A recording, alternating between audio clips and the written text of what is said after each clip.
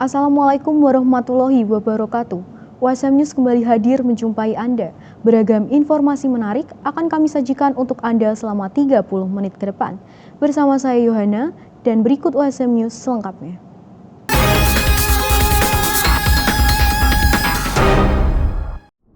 Gelaran Yat Demokrasi Seminar dihelat di Universitas Semarang.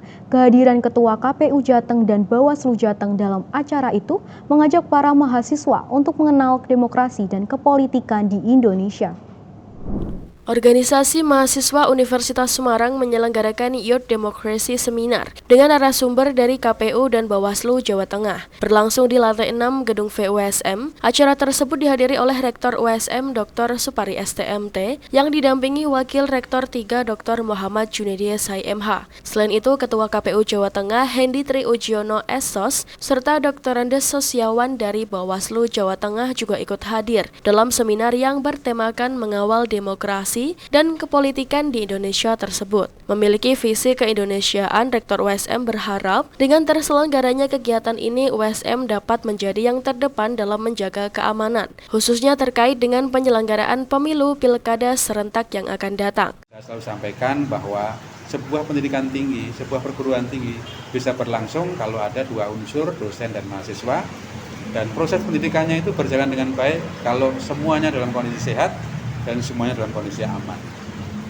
Dengan dua syarat ini insya Allah Tridharma perguruan tinggi, baik pendidikannya, pengajarannya, penelitian dan pengabdian masyarakat insya Allah dapat bisa berlangsung dengan sebaik-baiknya sampai pada tujuan perguruan tinggi, dimana kalau di USM tujuannya adalah untuk ke Indonesia.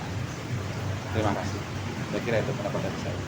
Selain itu, Ketua Presma Asura Firai berharap dengan adanya Youth Democracy Seminar ini dapat memberikan edukasi mengenai pentingnya mengambil peran terkait demokrasi kepada mahasiswa USM. Berharap bahwa kemudian seminar hari ini Youth Demokrasi kemudian mampu memberikan edukasi kepada mahasiswa bahwa kemudian kita perlu mengambil peran bagaimana menyikapi problematika pemilihan kepala daerah. Karena berdasarkan pada statistik juga Badan Statistik Jawa Tengah bahwa ternyata demokrasi di Jawa Tengah itu menurunnya dari 2014 sampai dengan 2020 kemarin mengalami penurunan kurang lebih kemungkinan ada sekitar 10% gitu. Sehingga perlu hari ini kemudian kita Universitas Semarang perlu mengambil langkah bagaimana ikut serta mengawal demokrasi terkhusus di Jawa Tengah gitu. Profesi pengepasan ikan menjadi pemandangan keseharian di Desa Melaten, Kecamatan Nguling, Pasuruan. Pengolahan ini banyak dilakukan oleh perempuan di desa tersebut. Teknik pengolahan yang banyak dilakukan di pinggir jalan ini membuat program Dokter Mengabdi FPI-KUB tergerak untuk mengenalkan teknik pengepasan yang lebih baik melalui kabinet smoke. Teknik ini bertujuan untuk memperdayakan perempuan di Desa Melaten agar lebih produktif dalam menjalani profesi pengepasan ikan. Program Dokter Mengabdi Fakultas Perikanan dan Ilmu Kelautan Universitas Brawijaya melakukan kegiatan di Desa Melaten, Kecamatan Nguling, Kabupaten Pasuruan. Di desa ini mayoritas perempuan desa berprofesi sebagai pengasap ikan yang dijual kepada masyarakat. Kegiatan ini banyak dilakukan di luar rumah atau di pinggir jalan di sepanjang jalan desa tersebut. Dengan teknik yang konvensional ini, hasil yang diperoleh oleh warga desa masih kurang maksimal. Ketua Tim Dokter Mengabdi Dr. Dwi Sejawati menjelaskan bahwa pihaknya turun ke Desa Melaten untuk mengenalkan kabinet smoke atau lemari pengasapan agar produknya lebih baik dan mampu menghasilkan lebih banyak ikan asap dalam produksinya. Mengurangi asap yang tersebar di lingkungan, mengurangi lingkungan yang tercemar dari asap, sekaligus juga memperingan pekerjaan bagi wanita pekerja. Karena tujuan kita adalah pemberdayaan perempuan. Jadi saya berharap karena waktu proses itu jauh lebih ringkas, 40 menit sudah menghasilkan 25-30 kg ikan yang biasanya mereka selalu bekerja dalam posisi jam 8 sampai jam 3 sore, sehingga dari perpendekan waktu proses sekaligus membuat satu model proses yang nyaman, mengurangi panas dari lingkungan, itu membuat mereka menjadi bersemangat dan meningkatkan pemberdayaan bagi perempuan. Kegiatan ini disambut baik oleh Kepala Desa Melaten Muhammad Abdillah. Menurutnya teknologi dari Universitas Brawijaya ini sangat bermanfaat bagi perempuan di desanya. Abdillah berharap Kabinet SMEK ini membuat pendapatan warga bertambah dan mampu menghasilkan produk ikan asap yang lebih higienis dan laris di pasaran. Masyarakat itu intinya waktu mengerjakan pengasapan ini sangat tradisional sekali, karena sekarang mas-masnya itu memperkenalkan alat box smoker, kabinet smoker ini. Alhamdulillah masyarakat ini sangat antusias untuk menyambut inovasi-inovasi dari mas-mas ini. Nggih, kula matur nuwun sangat. Dari Malang, tim liputan UBTV melaporkan untuk USM TV. Pemirsa, kontes ayam pelung kembali digelar oleh Fakultas Peternakan Universitas Padjadjaran pada 13 Oktober lalu. Selain sebagai ajang kompetisi, kegiatan ini dapat menjadi wadah silaturahmi para peternak dari berbagai daerah serta sebagai upaya pelestarian plasma nutfah. Sejak pagi, suara kokok ayam yang panjang alias melung sudah terdengar di Plaza Fakultas Peternakan Universitas Padjadjaran. Kali ini kelompok profesi ternak unggas Fapet Unpad kembali menggelar kontes ayam pelung 2024 Minggu 13 Oktober. Sebanyak 200-an peserta bertanding dalam dua kategori, yakni kategori jajangkar dan kategori umum. Kategori jajangkar merupakan ayam pelung di bawah 1 tahun, serta baru mengikuti kompetisi. Adapun kategori umum diikuti ayam dengan umur di atas 1 tahun serta sudah sering mengikuti kompetisi. Suara ayam pelung dinilai berdasarkan panjangnya ayam bersuara, di mana setiap suaranya memiliki 3 bagian, yakni suara awal, tengah, dan akhir. Tak hanya suara yang merdu, ayam ini secara fisik memiliki perawakan yang tinggi, serta kaki yang panjang dan bulu-bulu yang mengkilat. Dekan Fapet Unpad, Dr. Rahmat Hidayat menyebut, kegiatan rutin tahunan yang diselenggarakan Fapet Unpad ini, selain sebagai ajang kompetisi, juga sebagai bentuk konservasi plasma nutfah, serta ajang silaturahim para peternak dari berbagai daerah. Kontes ayam pelung ini merupakan sebuah kearifan lokal dalam rangka pemurnian ayam pelung secara mandiri yang dilakukan oleh masyarakat. Yang ikut dalam kontes ini hanya ayam-ayam pelung galur murni. Artinya, di sini terjadi proses konservasi sumber daya genetik dalam bentuk plasma nutfah ayam pelung, sehingga masyarakat secara mandiri melakukan pemurnian dan konservasi ayam pelung. Nah, ini sangat bagus bagi dunia peternakan. Selain dari untuk konservasi sumber daya genetik, juga untuk peningkatan nilai ekonomi dari ayam yang dipelihara. Nah, selain itu juga kontes ayam pelung ini juga sebagai ajang silaturahim, di mana dalam event ini peternak dari berbagai daerah berkumpul, mereka saling bertukar informasi, bahkan mungkin saling menyilangkan ayamnya. Dengan demikian tidak akan terjadi inbreeding gitu, karena persilangan ternak ini akan terjadi dari beberapa daerah dan sekaligus juga masing-masing peserta membawa ayam-ayam pelung yang dalam keadaan murni, tidak tercemar oleh genetik yang lain. Pelaksana tugas Kepala Dinas Ketahanan Pangan dan Peternakan Provinsi Jawa Barat, Siti Rohani SPTMM, mengapresiasi hadirnya kompetisi ayam pelung ini. Melalui kolaborasi ini diharapkan para pecinta ayam pelung dapat terjaga. Hari ini adalah ada kompetisi dari piala dari Rektor Unpad untuk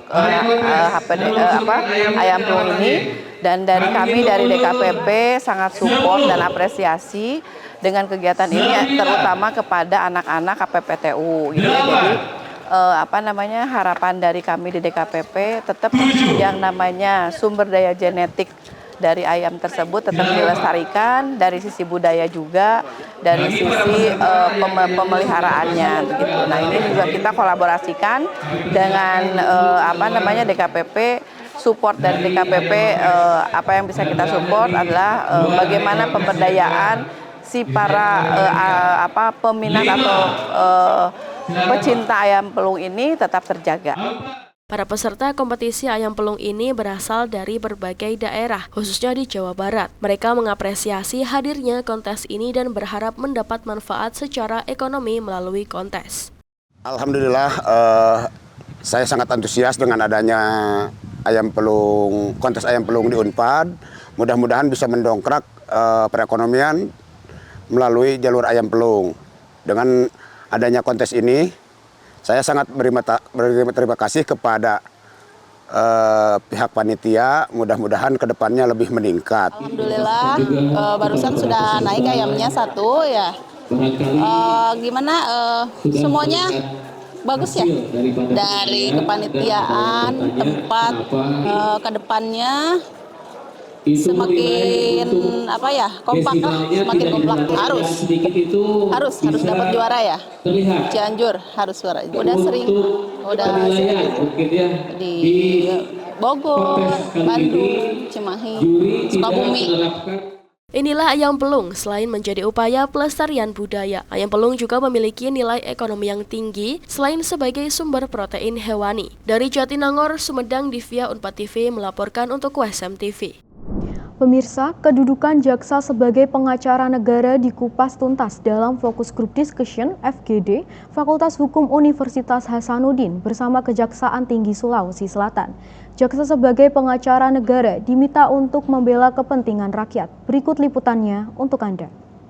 Fakultas Hukum Universitas Hasanuddin bekerja sama dengan Kejaksaan Tinggi Sulawesi Selatan mengadakan Fokus Group Discussion atau FGD dengan tema Q Verdis Eksistensi Jaksa Pengacara Negara. Kegiatan yang berlangsung di Aula Baruga Adiaksa lantai 8 Kantor Kejaksaan Tinggi Sulawesi Selatan Rabu 9 Oktober 2024 ini dihadiri oleh Kepala Kejaksaan Tinggi atau Kajati Sulawesi Selatan Agus Salim SHMH yang juga merupakan keynote speaker dalam FGD ini. Menurut Agus Salim, kolaborasi antara institusi pendidikan dan lembaga penegak hukum akan memperkuat pemahaman hukum di masyarakat.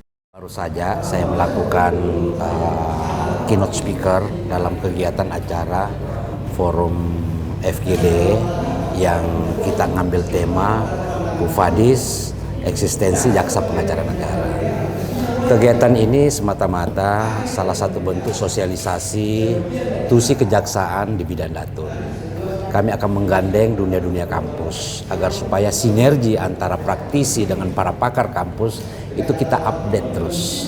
Salah satu tusi datun itu seperti saya sampaikan tadi bahwa ada namanya tusi pelayanan hukum.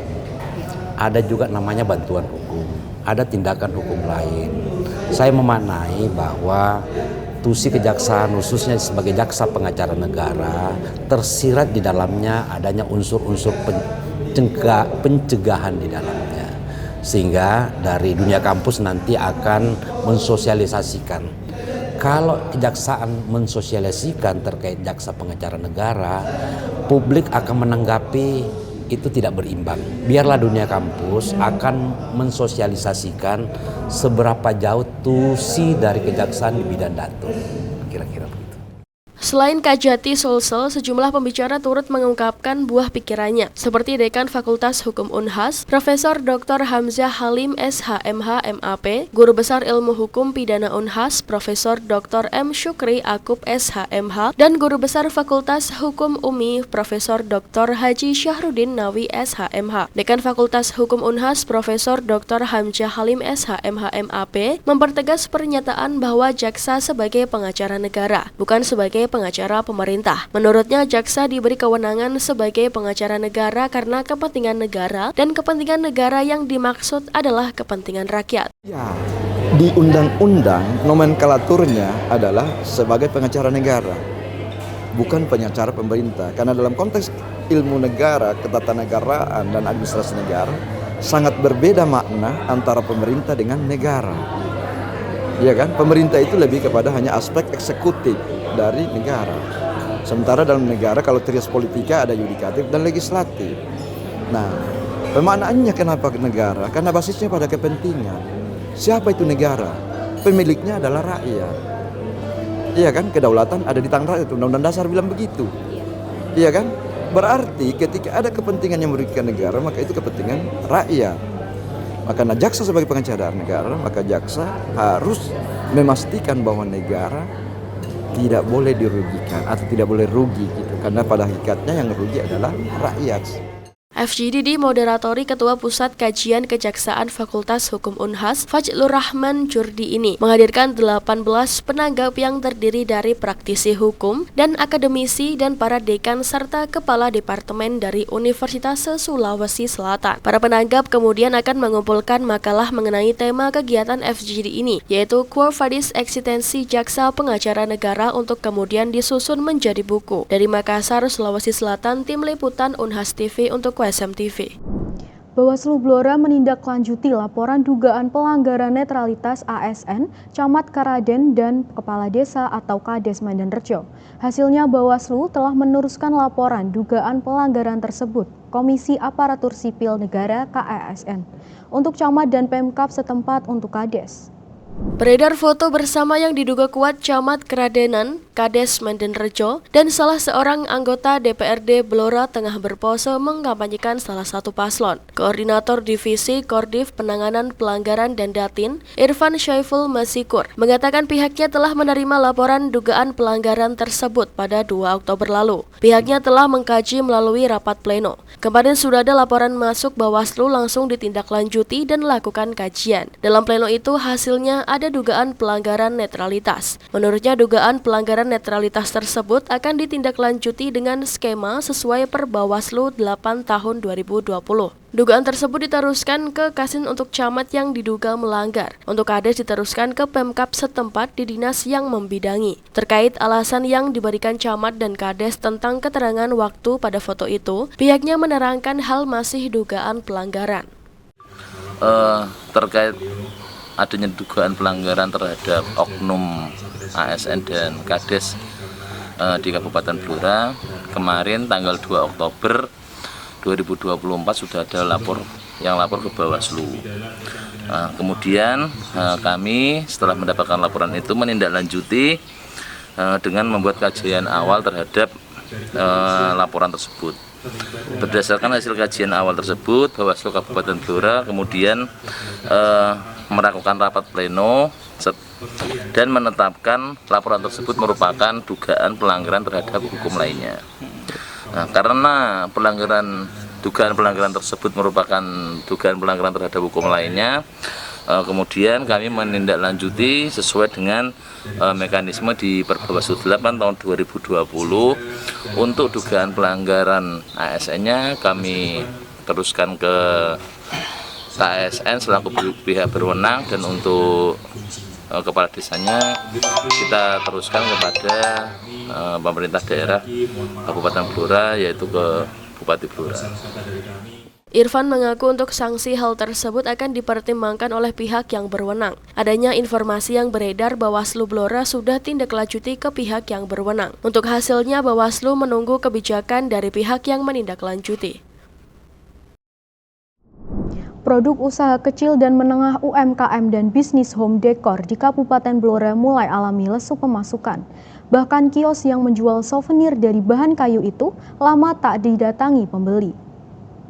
Siti Pujiatun, pemilik usaha kecil dan menengah UKM yang bergerak di bidang furniture dan produksi dekorasi rumah itu, mengaku telah menjalani usaha dari 2007. Ia mengaku pembeli souvenir dan produk dekorasi rumah sangat menurun. Siti mengaku perlu adanya pameran souvenir untuk menggait minat beli masyarakat. Pihaknya menambahkan sebelum ada corona ramai pembeli. Keuntungan yang didapat waktu itu bisa sampai 5 juta rupiah. Namun usai pandemi peminat semakin sepi, dari hal itu ia memberhentikan karyawan untuk menghitung biaya keuntungan. Saat ini seminggu sekali ada pembeli, sudah bersyukur sekali. Ia mengaku mulai sepi pembeli sejak tahun 2021, bahkan saat ini hanya menekuni penjualan di online. Siti Pujiatun mensiasati agar masih bisa bertahan hidup dengan cara kalau ada pesanan baru ada karyawan, dan kalau tidak ada pesanan diliburkan, soalnya mensiasati untuk pemasukan. Kalau dulu 1 bulan 5 juta rupiah, ironisnya kalau sekarang 1-2 juta rupiah itu sudah susah. Siti Pujiatun mengaku jika tempat usahanya yang berada di Jalan Blora Cepu, tepatnya di Kelurahan Jepon, Kecamatan Jepon, Blora, sangat strategis dan mudah dicari. Dari tahun 2007. Terus Sampai sekarang 2024. Ya, pembeli sendiri posisi saat ini gimana, Pak? sangat menurun sekali ya, karena keadaan ekonomi atau gimana ya, saya kurang tahu. Padahal pas ada corona itu saya online-nya rame, terus toko juga rame. Tapi setelah itu, ya Allah, seminggu sekali aja itu udah bersyukur sekali. Bagi kami buat ada tamu itu bersyukur sekali. Sejak kapan itu Mbak? Tahun berapa ini? Berarti tahun 2021. Mulai sepi pembeli. Iya. Terus sekarang saya cuma menekuni online. Online itu saya tembusnya di Facebook. Jadi saat ini menurun itu mengurangi karyawan Mbak? Iya, mengurangi karyawan. Kalau misalnya dulu saya tiap hari ada banyak ya karyawan. Sekarang paling kalau misalnya ada pesanan, saya baru ada karyawan seperti itu. Soalnya saya menyiasati buat pemasukan saya. Kalau dulu sih 1 bulannya 5 juta ada ya. Kalau sekarang itu 1 juta apa 2 juta itu udah ngoyo bagi saya. Yang mengharapkan jajaran Dinas Perdagangan dan Bupati Blora untuk membuat pameran souvenir kayu jati, ditambah pedagang kecil harus dibantu untuk cara pemasaran baik luar daerah dan luar kota. Pemirsa, Penny Chandrarini, seniman komposer yang juga dosen seni karawitan Institut Seni Indonesia Surakarta, baru saja merilis album terbarunya Wulansih. Album ini diproduksi oleh label bergengsi di New York, di mana Penny juga berkesempatan mengadakan konser menampilkan karya musik terbarunya. Informasi ini sekaligus menutup perjumpaan kita hari ini. Tetap saksikan USM News hanya di USM TV. Saya Yohana dan kru yang bertugas pamit undur diri. Terima kasih. Wassalamualaikum warahmatullahi wabarakatuh.